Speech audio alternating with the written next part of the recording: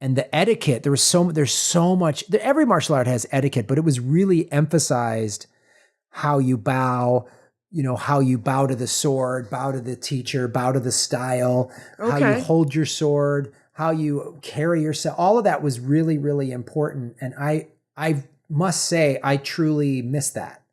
And I need to go back to it because I appreciate sort of, because it like the Japanese have a tea ceremony, which is very methodical. Right. And here's the history of the Japanese tea ceremony. Please. This guy had offended a samurai. Okay. And the samurai was like, okay, I'm coming by tomorrow and we're going to duel. This is how it was done in old days. So the samurai showed up. He said, sir, can I make you some tea? And took forever to do it. Right. But did it this is so Japanese, so perfectly, so methodically. It's not about...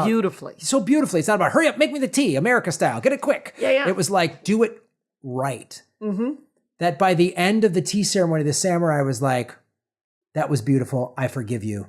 There you go. You've regained your honor and mine by making this effort to make the tea. Yeah. So now that's a thing. And it's not about... It's about taking the time. Yeah. And so our lives are just, any modern life is hectic. Yeah. And whoever's listening out there, whatever job or life you have, there's just some crazy hecticness to it, and right. And the multitasking and the whole insanity of it all. I mean, someone's listening to a podcast and working right now. Right now. And look, you and I both love technology. It's why we can sit here in your living room and people all over the world can hear us. Right. But also technology is like, Jesus, it never rests. Right. It is literally the city that never sleeps. And my phone has been buzzing this entire time. Right. Like, it never ends. Whereas, when we were younger, kids or whatever, you had a home phone and you left, and then there was voicemails when you got back. And if we didn't even have an answering machine. Right. Oh, as a little kid. Well, no, we didn't have an answering machine. I remember when we got call waiting, I was like 13. It was like, oh my God. Right. My parents were like, I don't need that. Yeah. What am I going to do with that? I'm going to talk to one person at a time. And there was a busy signal. There was a busy signal. And if you called and it was dinner time, my stepmother would just answer the phone and go, we're eating, and then hang up without even finding out who called.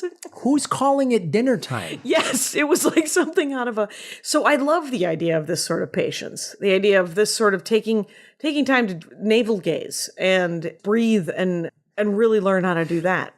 So I learned from this experience that, so for starters, a lot of the sword moves are over your head. So I can't do them in my apartment unless I'm doing them from a kneeling position. Okay. So my apartment complex has a roof deck. So when I started doing the samurai, I was like, oh God, I'm going to go on my roof. Yeah. So what I started from there is I used to keep my phone on and I'd wake up and I'd tweet and blah, blah, blah. And now I turn my phone off when I go to bed. Yeah. When I wake up, I don't turn it on until I go on my roof. I go on my roof for a half an hour. I read, I meditate, and I practice the sword. Okay. Yeah. And that's how I start my day. That's a great. And I turned my phone off when my stepmother died. I don't have the phone on at night because everyone dies at 2 a.m. Yeah. And guess what? Still going to be dead in the morning. I can't I'm not going to do a flight to make sure I can get out. No. I don't want to get a jump on the grieving. I don't need to be sad for an extra 6 hours. I don't need to get a jump on the grieving. And maybe it sounds callous, but I'm like, I'm going to get a good night's sleep. And then I'm going to figure out what the fuck the next step is. Yeah. That's my plan. That's my, so I will be awake for a half hour, 45 minutes or more before I finally turn my phone on. Yeah. And then I'll look at the internet on my phone, but I don't read. I don't watch TV. I don't get on the internet. I don't do anything. I go outside. Yeah.